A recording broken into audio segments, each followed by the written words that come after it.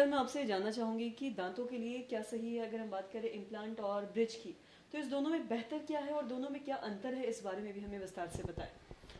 देखिए, जहाँ तक रिप्लेसमेंट टूथ रिप्लेसमेंट का बात है तो दो तरह से आप तीन तरह से टूथ को रिप्लेसमेंट कर सकते हैं जो मिसिंग है।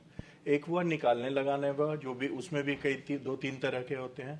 जो फिक्स्ड हुआ, जो आप लोग यहाँ अमूमन बोलते हैं फिक्स्ड दांत है, ब्रिज, उसमें अगल बगल के दांत से सपोर्ट लेकर के बनाया गया एक ब्रिज की तरह होता है, वो होता है। और एक होता है डेंटल इम्प्लांट्स, जो सीधा आप उसको हड्डी में उसको रोप देते हैं, और जब उसका हड्डी के साथ में जुड़ाव अच्छे से हो जाता है तो उस पर आप क्राउन देके उसको फंक्शनल काम में ला सकते हैं।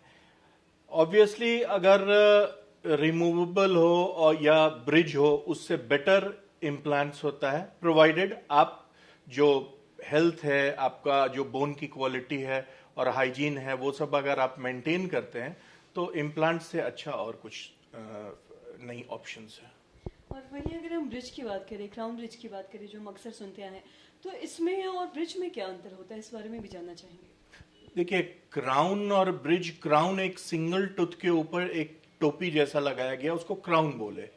ब्रिज जो हुआ, और ब्रिज जो एक सपोर्ट लेके दो दांतों के बीच में सपोर्ट लेकर आप जो एक ब्रिज की तरह, पुल की तरह बनाते हैं, उसे एक ब्रिज बोलते हैं। और ये कब है जो ये लगाया जाता है, या फिर दांतों पे इम्प्लांट किया जाता है, या फिर ब्रिज लगाया जाता है? जब भी कोई दांत मिसिंग हो तो उस चीज को, उसका रिप्लेसमेंट करने के लिए, जैसा हमने बताया कि आप निकालने लगाने वाला ब्रिज या इम्प्लांट्स कर सकते हैं, वो रिप्लेसमेंट, टूथ रिप्लेसमेंट का विधि है ये।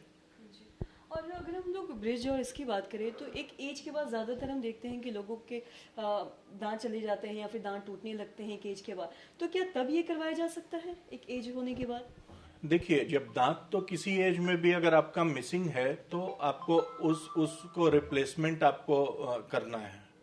तो वो या तो यंग एज में हो या ओल्ड एज में हो, जब भी हो, तो आपका रिप्लेसमेंट तो एज फैक्टर से लेना नहीं है। बहुत लोग हैं जो मेंटेन कर कर अपना अगर दांत रखते हैं तो उन्हें आवश्यकता नहीं पड़ती है, उनके दांत गिरते नहीं हैं। और आपने मेंटेन की अभी बात की है, तो किस तरीके से वो अपने दांत को मेंटेन कर सकते हैं? देखिए, अगर दांत को नियमित रूप से ब्रश करें, रेगुलर फॉलोअप में डॉक्टर्स के यहाँ जाएं, तो उससे वो मेंटेन कर सकते हैं। अगर कोई भी अगर बीमारी का कोई अगर शुरुआत हो रहा है, उसको उसी समय उसका ट्रीटमेंट करके उसे कंट्रोल किया जा सकता है। और हाइजीन को मेंटेन रखेंगे तो रहेगा दांत हरदम अच्छी तरह से स्वस्थ रहेगा, आजीवन उनके साथ रहेगा।